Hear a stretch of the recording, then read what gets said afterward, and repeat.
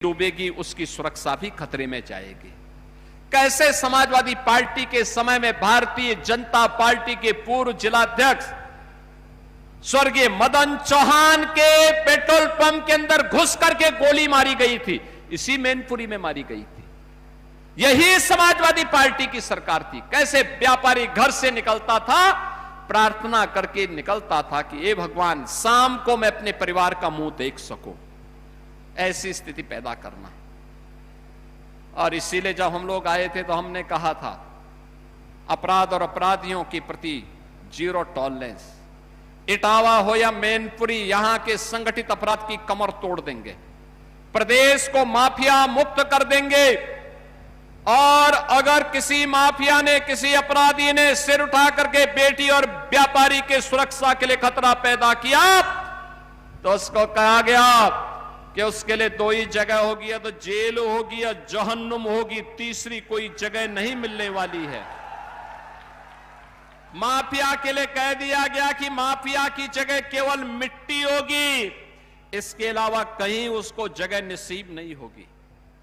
और बहनों और भाइयों, आज मुझे अच्छा लगता है, आज हमारा प्रदेश उपद्रवग्रस्त प्रदेश नहीं है, बल्कि उत्सव प्रदेश बन गया है।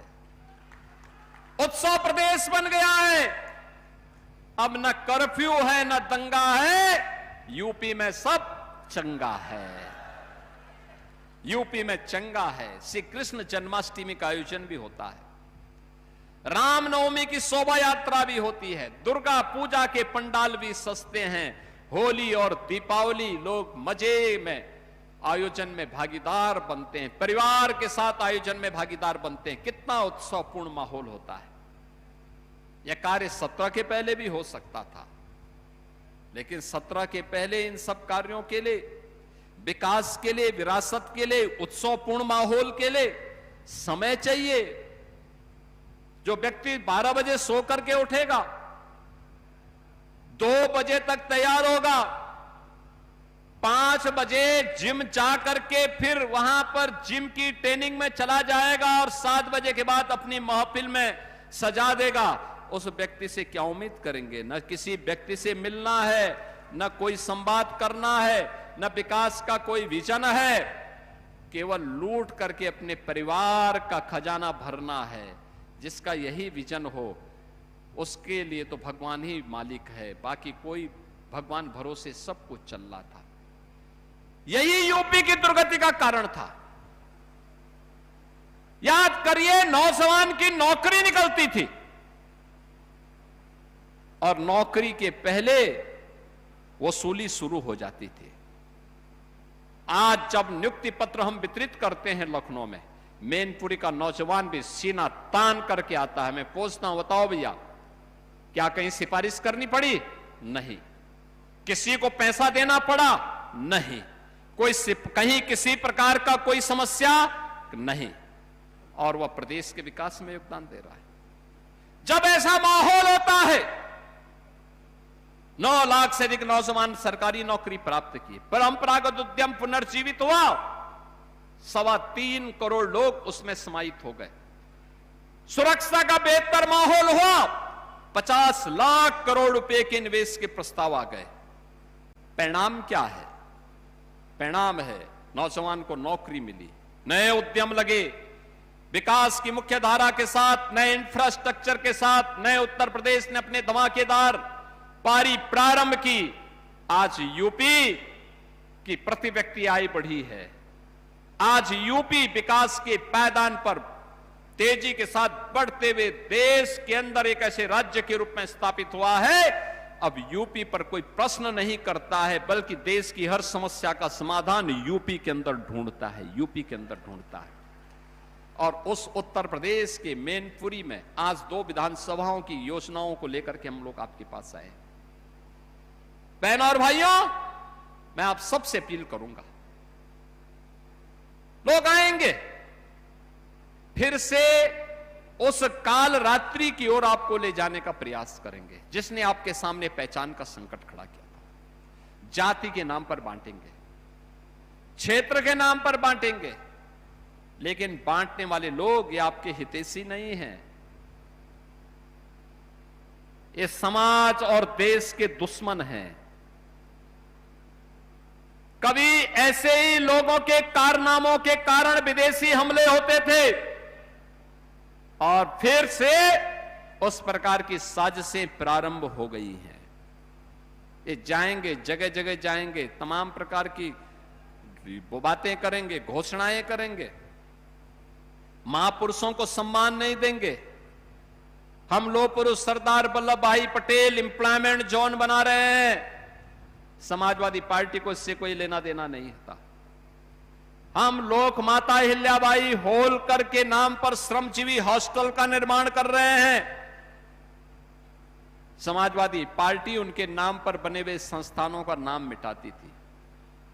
हम बाबा साहब भीमराव अंबेडकर के नाम पर मेडिकल कॉलेज का निर्माण कर रहे हैं, समाजवादी पार्टी ने कन्नौज में मेडिकल कॉलेज का नामकरण बाबा साहब भीमराव अंबेडकर के नाम पर था, उस नाम को हटा दिया था। इन्हें सामाजिक न्याय से जुड़े हुए पुरोधा और महापुरुष पसंद नहीं है।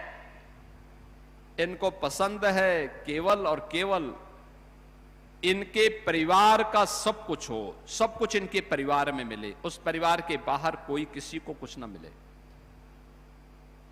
तो इससे परिवार का विकास हो जाएगा, लेकिन मैनपुरी पिछड़ जाएगा, इटावा पिछड़ जाएगा। मैनपुरी और इटावा पिछड़ेगा तो प्रदेश पिछड़ जाएगा, और प्रदेश पिछड़ जाएगा तो देश भी विकास नहीं कर पाएगा। और इसलिए उत्तर प्रदेश को विकसित उत्तर प्रदेश बनना है तो मैनपुरी को विकसित बनना पड़ेगा, और मैनपुरी के विकसित बनने के लिए आवश्यक है कि मैनपुरी और करहल की हर विधानसभा, हर विकास खंड विकसित बने, और उसी की कार्य योजना को आजकल हम लोग कार्य करके उसको आगे बढ़ा रहे हैं। हर नौजवान के हाथ को काम हो, हर अन्नदाता किसान के खेत को पानी हो। अभी यहां पे कह रहे थे जयवीर सिंह जी कि अन्नदाता किसान को 10 घंटे बिजली मिलनी चाहिए। ये जरूर मिलेगी, जरूर मिलेगी। हम लोग 10 घंटे बिजली देंगे किसान को, और मिलना भी चाहिए, मिलना भी चाहिए। मैं इस जुलाई के महीने में इसलिए आया हूं आज, जिससे देख सकूं कि पानी की स्थिति क्या है, बरसात की स्थिति क्या है।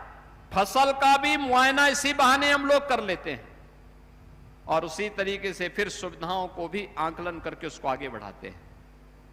बहन और भाइयों, मैं आश्वस्त करता हूं, किसी भी मोर्चे पर, चाहे वह जयवीर सिंह जी का मामला हो, चाहे वह अग्निहोत्री जी का मामला हो, चाहे वह अनुजेश प्रताप सिंह यादव के द्वारा दिए जाने वाले कोई प्रस्ताव हो, भारतीय जनता पार्टी की जिलाध्यक्ष के द्वारा या प्रेम सिंह साक्य जी के द्वारा दिए जाने वाले प्रस्ताव हो, सरकार प्राथमिकता के आधार पर उन समस्याओं का समाधान का रास्ता निकालेगी, उसे आगे बढ़ाने का कार्य करेगी।